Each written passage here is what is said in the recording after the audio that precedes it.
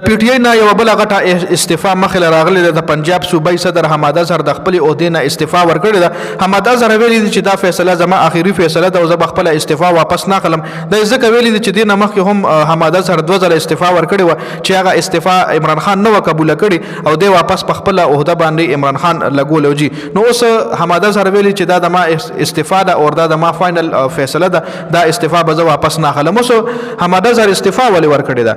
ګوره حماد اظهر حواله سره تاسو معلومه 2 ورځې مخکې اعظم سواتی چې کوم د عمران خان سره په جیل کې ملاقات کړو ملاقات نه چاره وته نه غوي چې عمران خان وایي چې تاسو د عالیه حمزه چې کومه د غیلا را کې رکاوټ مراولې پرې چې هغه خو کلیام بیان ورکړي سم کوي سیاسي اکټیویټیز کوي نو کوي تاسو غیلا رکاوټ م جوړیږي. نو بیا ډېر خلکو په حماد اظهر باندې تنقید کړو چې حماد اظهر د پنجاب صوبایي صدر د کېدې شي د غیلا لپاره رکاوټ جوړیږي. نو حماد اظهر وایي چې زه به استعفا ورکم زه د غیلا لپاره رکاوټ نه مو کوتار تاسو وایي چې زه د غیلا لپاره رکاوټ ما نو زه خپل عہدې نه استعفا کیږم مغه ټولې لارې کولو دي جنو په دې وجه باندې حماد اظهر استعفا ورکړي د خدای د پی ټی آی د لپاره خبر ذکر چې حماد اظهر خو یو طرف ته پنجاب د صوبې صدر دی پنجاب یو ډیر اهم صوبه د پی ټی آی د لپاره دا غي صدر د خو د اکټیویټیز نشته نه چرته جلسه کې بلې تاسو لیدلی نه بده چرته تاسو چرته درنه کې لیدلی نه به چرته د سټیټمنټ راغلی نو مطلب دا بس نه هیو نشو نو بعدنه دا خاله چې استعفا ورکا د پځه کې چرته تکړه کس راغو اکټیویټیز په پنجاب کې شروع کړ. خیر دا اپډیټ سو په لړای ضرور کمنټ کې شریک کړئ.